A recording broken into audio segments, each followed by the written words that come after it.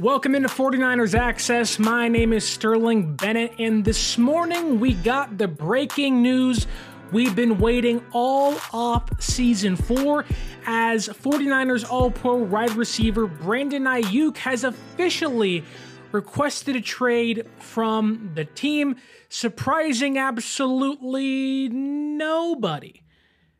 Brandon Aiyuk did what he should have done 3 months ago before the NFL draft, but decided to do it a week before the San Francisco 49ers report to NFL training camp next week. So let's break down what transpired today, what's next for the San Francisco 49ers. Will they indeed trade Brandon Aiyuk? What would a trade look like? And why I believe Brandon Aiyuk asking for a trade today in July, on the 16th, a week prior to training camp, reeks of desperation in contract negotiations.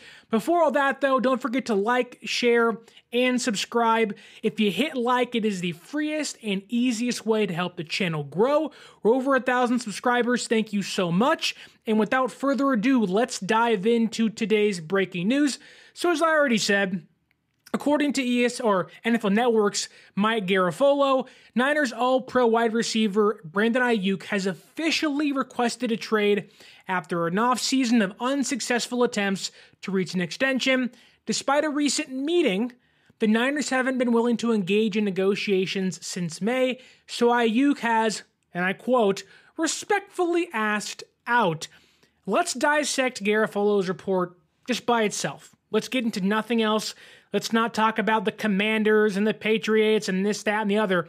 Let's just talk about the initial report, because there's two ways to look at this. Aiyuk wants out. He's frustrated. San Francisco's unwilling to meet his price tag, if you will. But there also is the flip side, where sometimes teams are really tough to work with. San Francisco, in the report, hasn't been willing to engage in negotiations since May.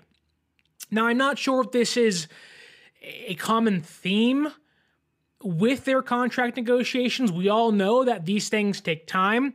We all know that the Niners have been kind of synonymous with taking up until the last minute to sign their players. You go back to George Kittle's contract in 2020, that didn't get signed until August 13th. Next month, if you will. Fred Warner didn't get signed until July 21st. Deebo Samuel didn't get signed until July 31st.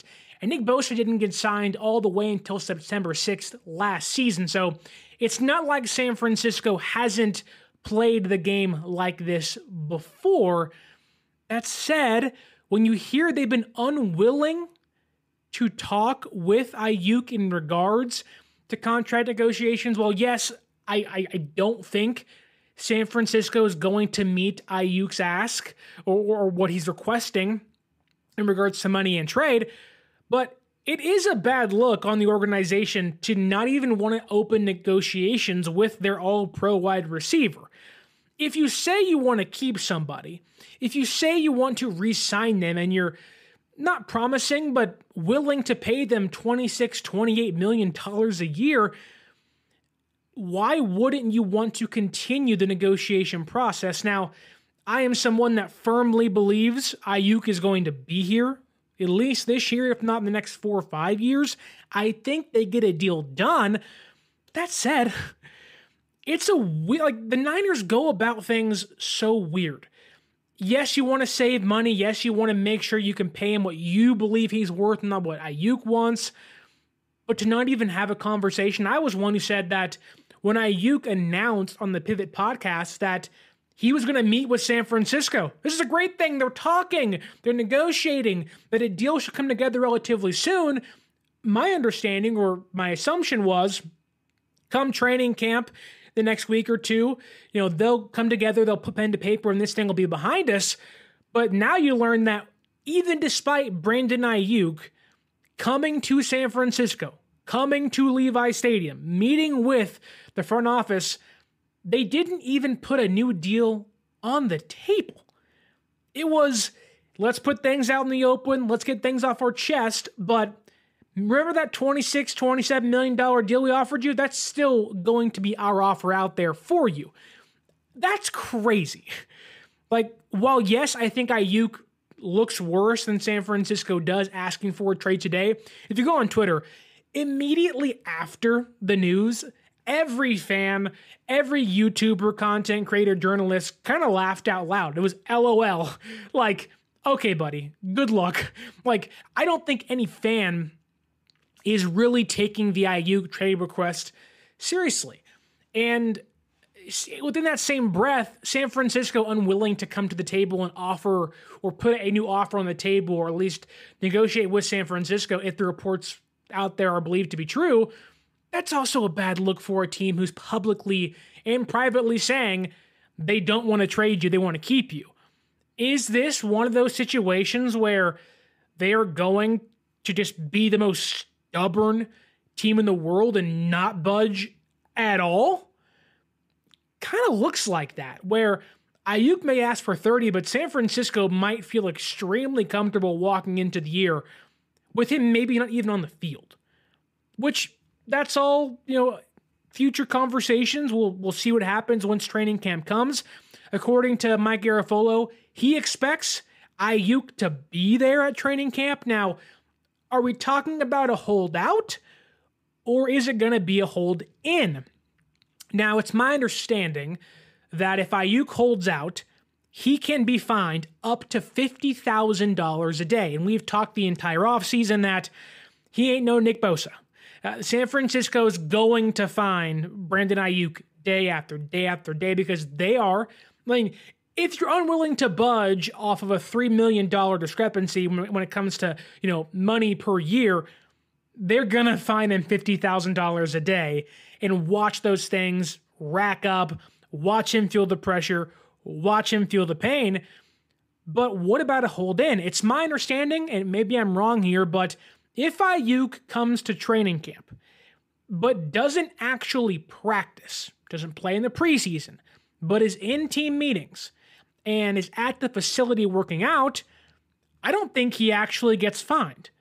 He could cry and complain about an injury and this, that, and the other. Now, then you dive into, well, you're only giving in to what the team wants. A hold in actually hurts your cause rather than helps your cause, which I would agree. If Aiyuk shows up to camp, you're willingly telling the team that I plan on being here this year. He's on the fifth-year option. They have his rights, I believe, for the next 2 years via the franchise tag. So it's not as if Brandon Aiyuk can just be free. It's not as like, we can go. He's stuck. He's stuck in San Francisco. In fact, I was thinking of this today. I was at Planet Fitness working out, and I was watching people on the bicycles. And I was like, that's Brandon Aiyuk. Brandon Aiyuk is stuck on the stationary bicycle, but has the mindset of somebody who's actually on a bicycle outside, where he's free to roam the world and go wherever he wants to and take every mountainous climb and go on any pathway and any road he wants to. But in fact, he's stuck on that bike and he cannot go anywhere. He is virtually free to roam, but in reality, he is stuck in San Francisco for the majority of the next 2 years if San Francisco wants to utilize the franchise tag as well. But that doesn't mean things can't change. And it doesn't mean San Francisco couldn't actually agree to trade Brandon Aiyuk. We've talked, I believe it was last week, of, okay, for the sake of conversation, what would a trade look like with the Commanders? We talked about a first-round pick. We talked about Terry McLaurin being involved in a deal, Dimey Brown, and some picks involved in a possible trade. We discussed a 3-team trade, which is crazy, with the Denver Broncos and the Commanders and Cortland Sutton going from Denver to San Francisco, Aiyuk going to the Commanders, and picks being swapped back and forth. But I just don't buy into the idea that even the fan base believes Aiyuk is wanting out. But there are some being Bobo, who has always, since the night of the draft, been on this saying, I'm going to say it again, Sterling, the Niners will trade Aiyuk. The writing was on the wall when they drafted Pearsall and gave Christian McCaffrey an extension but none for him. They'll get a second-round pick in 2025. Bobo, I don't agree with you still, but the way things are going, if San Francisco accepts a 2025 second-round pick, and it's not a player-for-player swap, that's a complete and utter failure. I get not wanting to pay the man $30 million a year. I totally get it, right? You already have one high-paid receiver. Why would you want to when you have to pay Purdy, Lenore, Hufanga? Maybe you want to sign a player like Justin Simmons, or you want to free up enough money to, in case middle of the year, you want to make a trade. You want to have as much cap space as possible. Now, for this year, extending Aiyuk saves you money. In fact, even next year, if they were to extend him, probably saves them money. I don't think San Francisco looks at this from a, we're scared, we're worried. I can guarantee you when Brandon Aiyuk, again, quote unquote, respectfully requested a trade, San Francisco was like, okay, we'll see you in a week at camp. Like, there really just isn't much of leverage, and this gets to the meat of my argument here. This is a complete and utter disaster for Brandon Aiyuk. Like, there is what Aiyuk did today. If you go back and you watch the videos, you listen to the podcast, there is no coincidence Aiyuk asked for a trade a week prior to training camp. This is his one final push to see if San Francisco can cave before he starts actively losing money due to fines. He knows San Francisco won't trade him in July. He knows his only leverage has been to manufacture these drastic measures. Like, Brandon Aiyuk has never had leverage throughout the whole thing. So what is he doing? Like, go back to the beginning of the negotiations. Brandon Aiyuk played this whole thing wrong and is now trying to make up for it, right? We've talked long and just for the sake of conversation about every little thing. His agent, Aiyuk, didn't ask for a trade, said he wants to be here. His agent on Twitter actively dispels trade rumors out there, does the opposite of what an agent would do to get himself leverage or get his client leverage. You hear Aiyuk saying he wants to be in San Francisco, that he wants to be a 49er, and it wasn't until a month ago that he starts saying, I want out, I want out, I want out. Yeah, because you botched the first 4 months of your negotiation. You played great, you took care of business on the field. And I think it was Dieter Kurtenbach who said it on KNBR, which I agree. Aiyuk's starting to get or act like a quote-unquote diva, but that's not him. If Aiyuk had it his way, his play would dictate his pay. And I think he believes, and I think rightfully so, that the way the market's gone, that I think if you asked Aiyuk before the market exploded, you want 26, you want $27 million, he would have said yes. But until the market got higher and higher and higher, that changed everything for him. I can get $30 million. I can get $32 million. And I think had they not botched this, had he asked for a trade 3 months ago prior to the NFL draft, whole different conversation. Brandon Aiyuk is trying to make up for lost time because he thought he was going to get paid. You go back to what Adam Schefter said on ESPN. A deal was almost done. And things didn't happen. Things didn't work out simply because the market exploded. So because Aiyuk botched the first few months of the negotiations, he's trying to make up for lost time like he's an absent father coming back to his son 30 years later. It's like, no, while you can still be friends, you can be on good terms, you missed 30 years. For Aiyuk, you missed the last 4 or 5 months. Where after the Super Bowl, had you been acting like this, requesting trades, going on social media, doing all these things to make it seem like you're disgruntled, to make it seem like you're unhappy, but even through that, when in the last few months or the last month you tried to do that, you go on a podcast and you say you'll probably be in San Francisco this year and you want to stay in San Francisco. So while your social media is doing one thing, you're hiding behind reporters saying and asking for trades, your mouth is actively doing the opposite. Yeah, you can post on TikTok, you can post on Instagram, you can post on Twitter, whatever it is. You went on a podcast, Aiyuk, and said, I think I'm going to be in San Francisco. If not, I'll be in Washington. If not, I'll be in Pittsburgh. You have actively said you don't want to get traded. Now, all of a sudden, you want to get traded because you're not getting paid what you want? I don't know who misled you, my friend. Had you asked for a trade 3 months ago, you probably would have already got paid by now. Or it would have been so bad you actually would have got traded prior to the draft. I just think Aiyuk is trying to make up for lost time. He realizes, oh crap, camp is next week. What do? I'm not getting paid. I don't want to get fined. Here is my last ditch effort to dump all the dirt I can on San Francisco and make it seem like if you don't get me out of here, I'm going to hold out. I don't want to be here anymore. It's terrible. You're disrespecting me. You didn't come to the table with a new offer when I came to you asking to clear the room, to clear the air. And while some of that's true, it's too little too late, Aiyuk. It's way too little too late for him. A Niners First Take says that, to me, Aiyuk is not worth top money. He's really good, but not $35 million a year good. Now, I will say this, Aaron. The great thing about that is I don't think he's asking for $35 million. But San Francisco don't even want to pay him $30. And I don't blame them. We've talked long and hard about that sweet spot deal. It's kind of a mix of Jalen Waddle's, per year average, about 28, and about 3/4 to $28.75 million a year, and about Amon-Ra St. Brown's guarantee.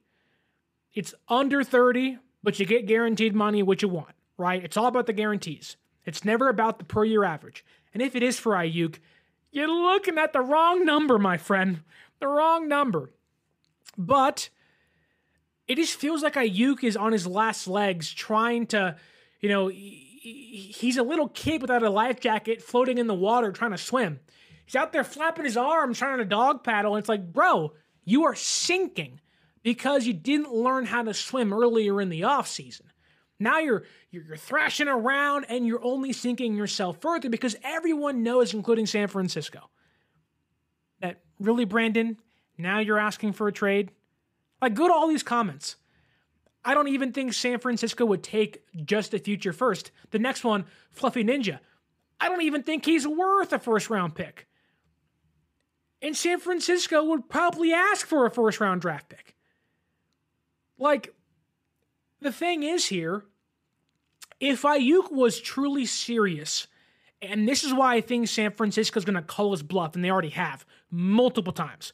If he was truly serious about wanting out of San Francisco, he would have been on social media, not just his girlfriend, not just his brother. It would have been him on social media making the claims. This is why he's not like Deebo Samuel. Deebo Samuel threw a fit on social media. I want out. Get me out of here. I want to get traded. And he asked for that trade before the draft. Aiyuk, if you actually wanted to leave and you were actually serious about getting money and getting the price tag you think you deserve, which is fine, go get paid, brother. I'm cool with that. If San Francisco won't pay you, you've earned it, man. I will never blame a player for taking more money. Get the money. As Niner Gang 209 says, it's all about the Benjamins. Ice Cube, Mike Epps, all about the Benjamins, brother. Go out there and get paid. But it's like, you're not, like, this was never a serious trade request. San Francisco from the get-go said, look, we ain't trading you now. We ain't trading you then. We ain't trading you ever. So either shut up and go play. If you don't play, we're going to fine you. And if you get fined, it's only hurting yourself. Like, again, it's a child trying to dog paddle while he's drowning in the water. Like, had you just asked for help earlier, if you said trade me earlier, we could have got you a team. We could have got you a life vest to keep you afloat, and then they would pay you big money. But instead, you waited too long, and now you're thrashing and you're panicking, trying to figure out what to do next. Because come July 23rd when the vets report, if you ain't there, you're getting $50 million knocked off your paycheck, or $50,000, geez, not $50 million. $50K knocked off your paycheck every single day until you show up. There's no leverage. There's no leverage at all. Now, it is funny because, again, I don't know what the end game for Aiyuk is. Is it just pay me the $30 million or I'm out? Well, again, San Francisco holds your rights for 2 more years, if not 3. So you can one out and they can tell you no. Man. And this is a great part, or a great point by Tony Meredith on Facebook. Tony says if the Niners couldn't afford BA at $30 million a year, they were never calling about Jefferson, who got 35. Now, to take that point further, San Francisco can afford to pay BA. San Francisco actually can pay Brandon Aiyuk $30 million. I just think San Francisco, being the forward-thinking team they are, Tony, is saying, look, we love Brandon. We drafted Brandon. We want to keep Brandon. The more we say privately and publicly, we want you to be here, it only makes us look better. But at $30 million, that's a lot. Because it's not as if if the Niners, if this was 2 years ago, and say it was Aiyuk instead of Debo, the deal's done next week. Purdy's in year 2 of his contract. Everything's fine, hunky-dory, and he's going to get paid. It's all about timing. Whether it be the year for Aiyuk to get paid, not a great one because you had to pay Purdy next year and everyone else in 1 or 2 years' time, but also it's monthly. It's weekly.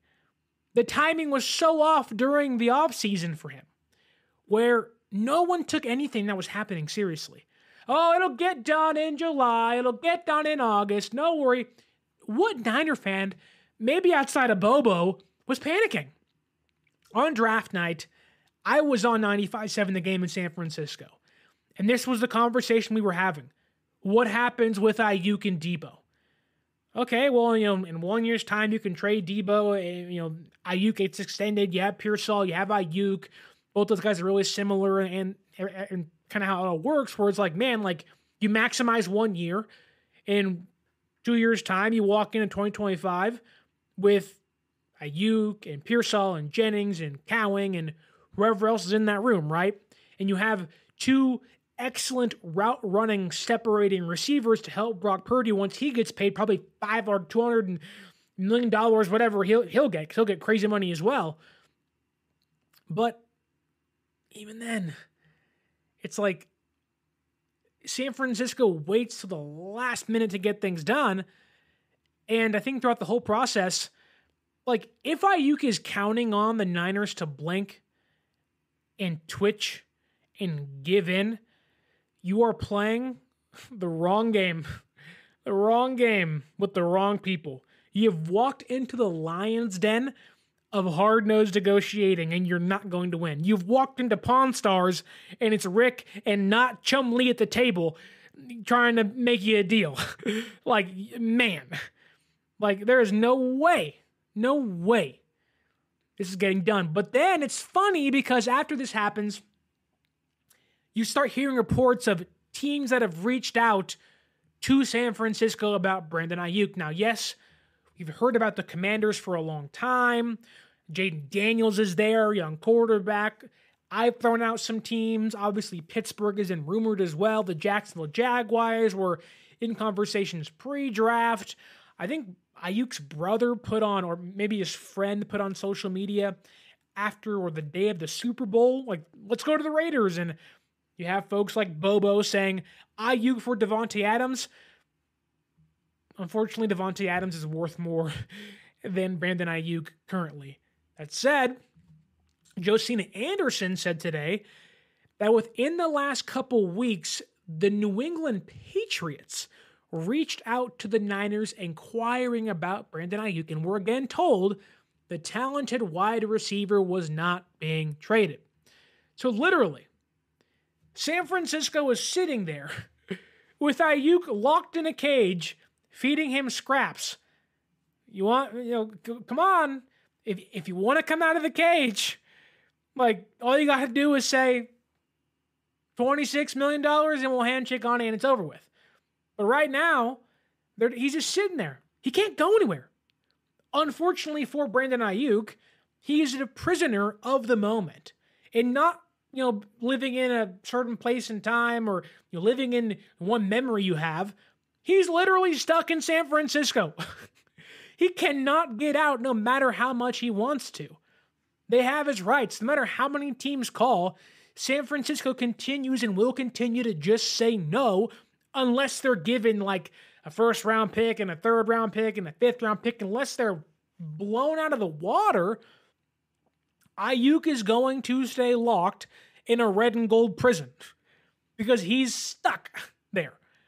He cannot leave. He's stuck on that stationary bike. And he wants to leave. He wants to go elsewhere, but come on. Like, the way this thing is played out is almost comical. Because the Niners have been at the exact same point the entire time. We're not trading you. We'll pay you $26, $27 million. And that's the offer.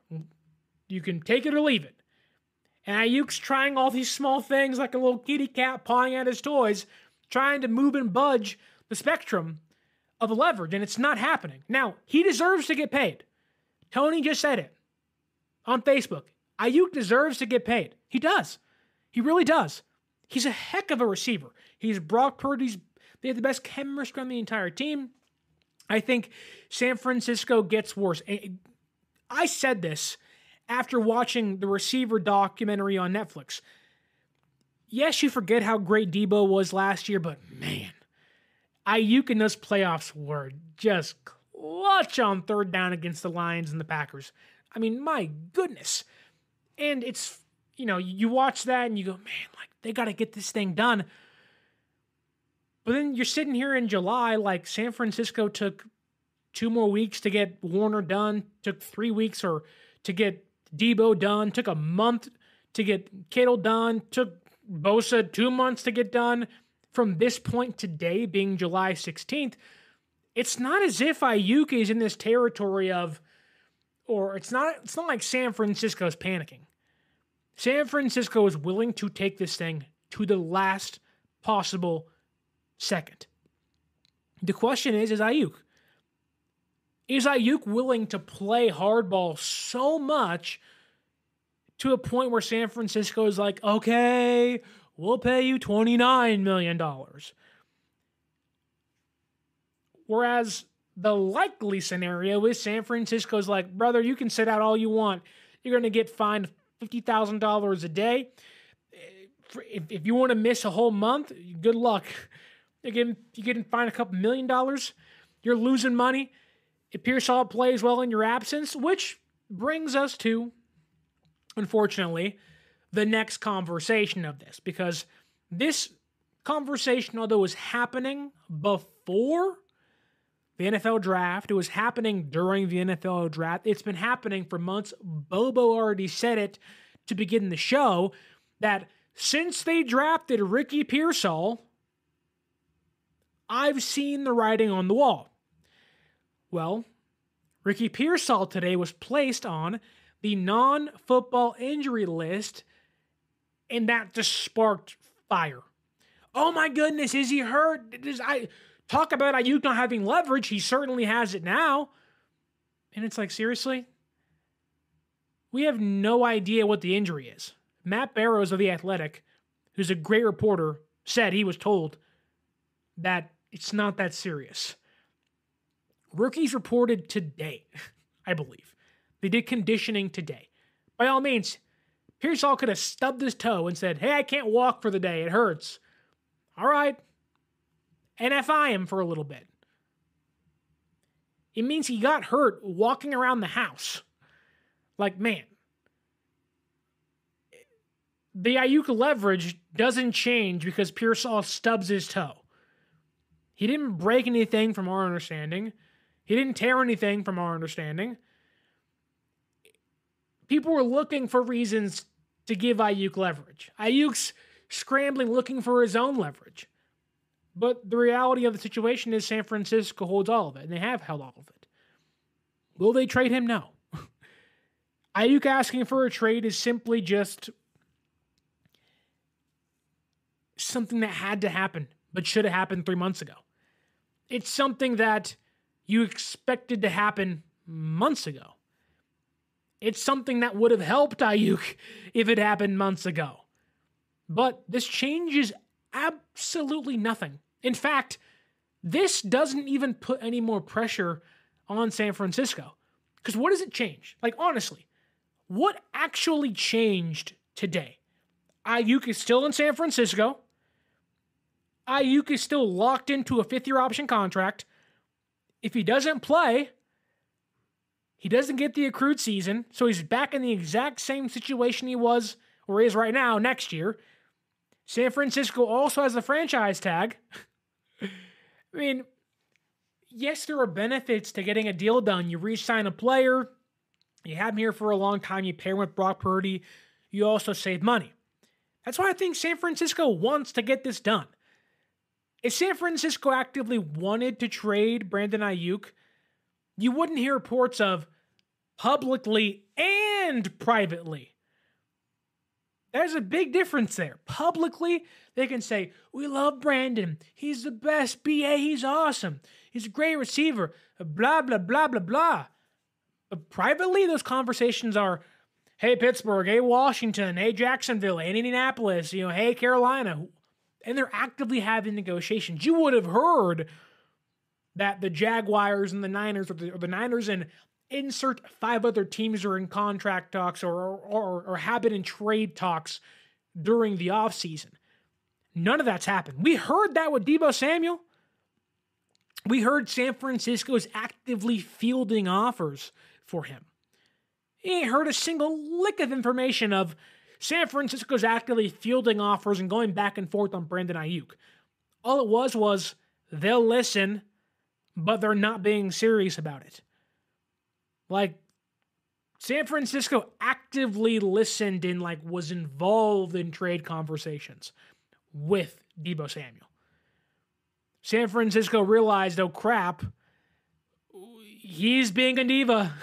He's on social media. He's talking to his agent. He's putting things on TikTok. He's making our life hell because he's acting a certain way before the draft. Meanwhile, Ayuk's like, oh my God, guys, I love being a Niner. It's so great. Can you pay me $30 million, please? And they're like, what the hell? The heck was that? How about 26? What do you mean not 30? Aiyuk, you're fine, brother. We're you're going to get paid.